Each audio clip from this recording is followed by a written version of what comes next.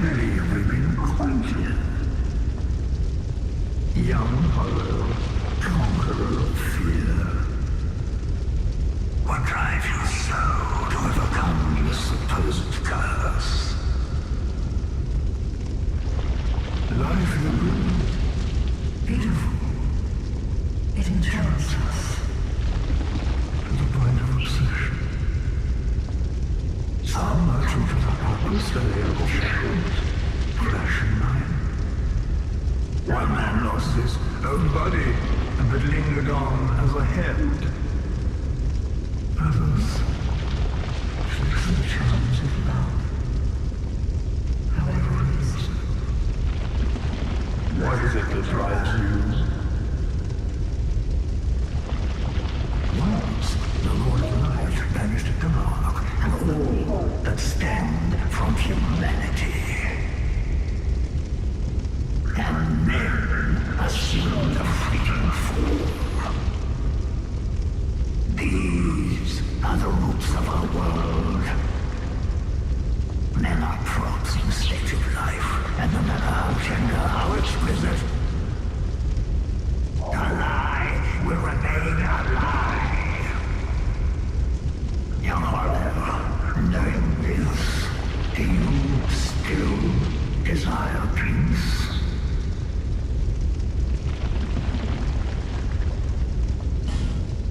Vendrick, the near true one, is here, and not far off. But what is a king? You, neither born with greatness nor granted by the fates. What is it you seek? You cannot even say yourself.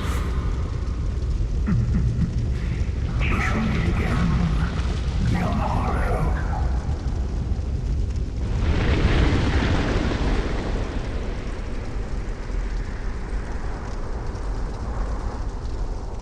So now we've had our second encounter with the Scholar of the First Sin, and I really like this dialogue here. It's so fascinating to me how we can hear how angry he is about what has happened to the world. You can tell he's furious that mankind's role in the world has been diminished because of what Lord Gwyn did when he committed the first sin, by linking the fire and denying the Age of Dark. So the order of the world was shifted, and as the scholar said, men assumed a fleeting form. So whatever mankind was supposed to be in this world, they were denied that right when Gwyn made that pivotal choice there. I also like how the scholar puts forth that very important question in this game: what is a king? It's something very fascinating to think about, and we'll be able to determine our own conclusions for that question once we do find Vendrick. Visit me again, whenever you please.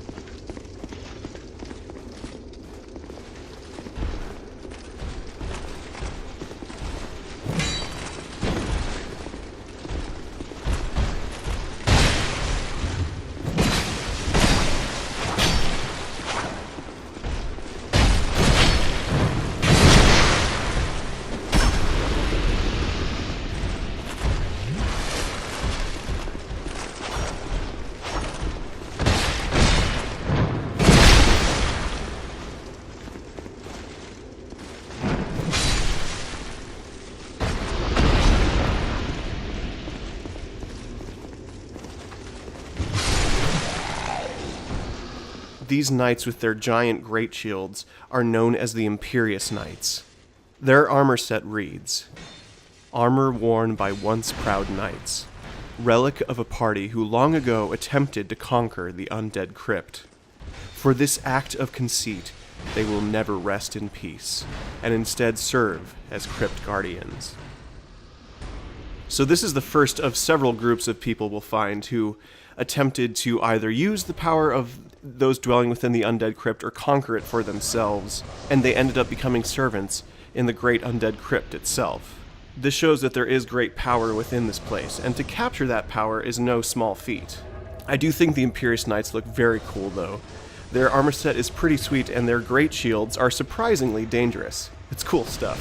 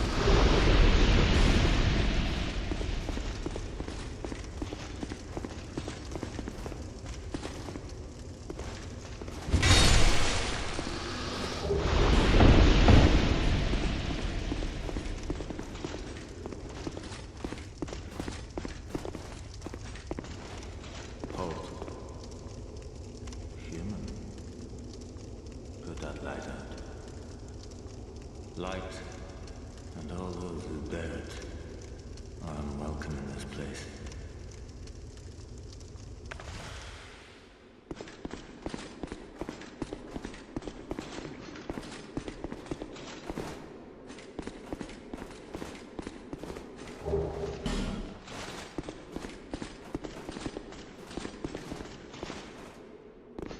I am Ugdane, guardian of the crypt.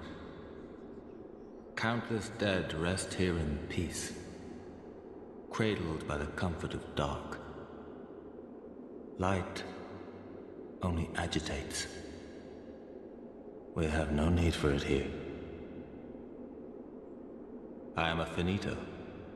We weave death and watch over the dead. This task was granted to me by the one who gave us the first death. Countless souls rest here, some of them from ages long ago. Some were rich, others poor, some wise, some dull, but now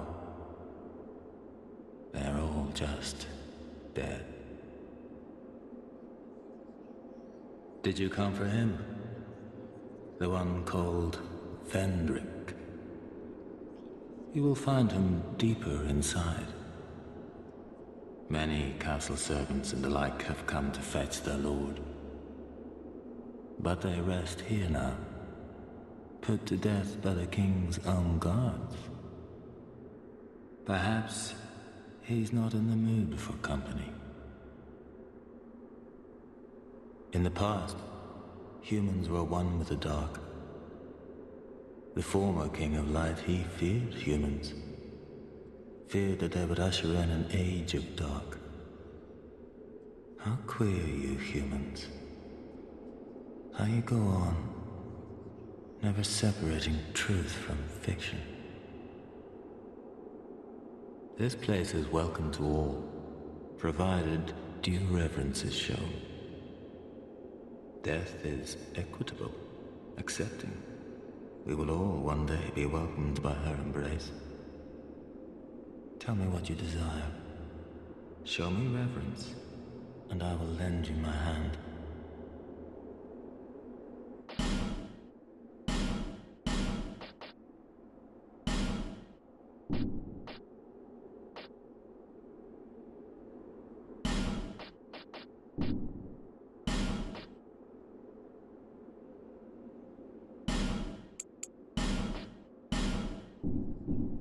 I am a finito. This talk counts somewhere in the path of farewell, human. Grave Warden Ogdane is among the group known as the Finito.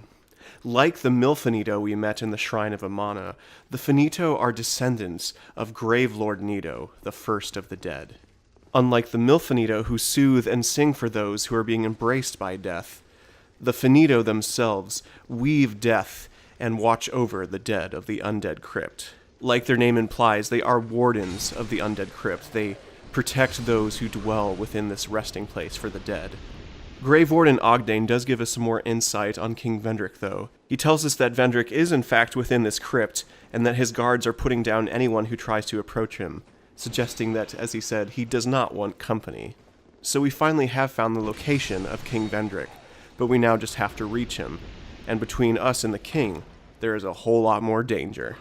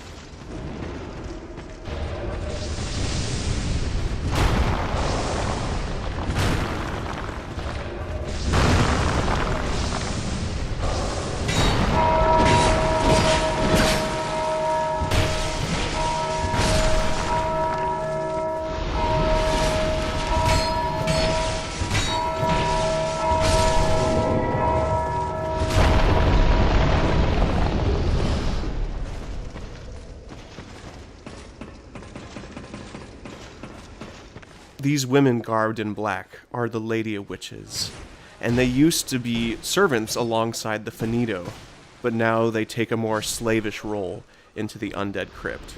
The Lady of Witch robe reads, "Robe worn by Lady of Witches. Lady Apostles worship Golib, god of disease. They once resided in the Undead Crypt beside Finito. The Lady of Witches grew conceited and began to manipulate both the onset and curing of diseases, making themselves the effective gatekeepers of the crypt." So essentially the Lady of Witches were trying to sort of one-up the Finito and try to take their place, but in their jealousy and in their pride, that was their downfall, and they ended up becoming like slavish servants to the Undead Crypt, only there to protect it from those who would wish it ill will. So like the Imperious Knights and two other groups we'll meet, they are now just guardians of the Undead Crypt.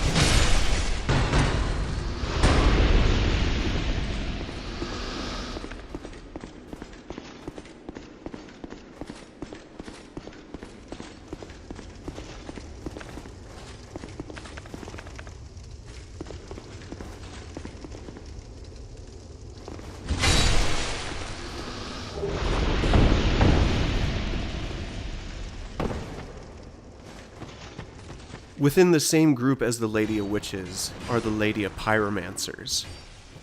Hood of a Lady of Pyromancer.